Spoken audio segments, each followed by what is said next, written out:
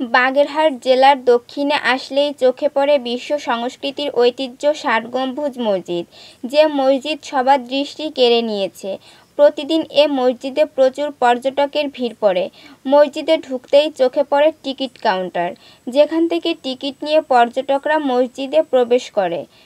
মসজিদটি খানজাহান আলী এর সময়ে প্রতিষ্ঠিত। সব শ্রেণী-পেশার লোকই মসজিদটি উপলব্ধি করার জন্য আসে।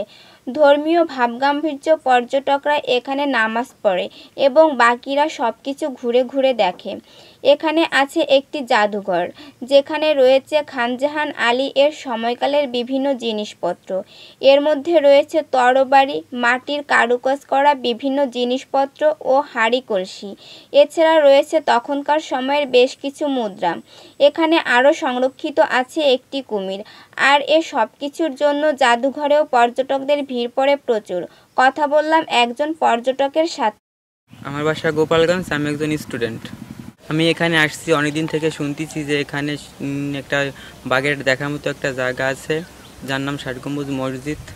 আমার চোখে পড়লো যারা মুসলমান তারা মসজিদে নামাজ পড়তেছে, আর অন্য সবাই এখানে সেখানে ঘুরে বেড়াচ্ছে, মসজিদটা ভালোভাবে ঘুরে দেখতেছে এর আশপাশে কি আছে কি না।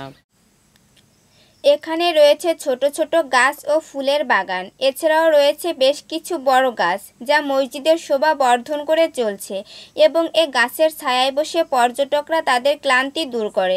এটি আমাদের ঐতিহ্য, আর এ ঐতিহ্যকে ধরে রাখার দায়িত্ব আমাদের সকলের।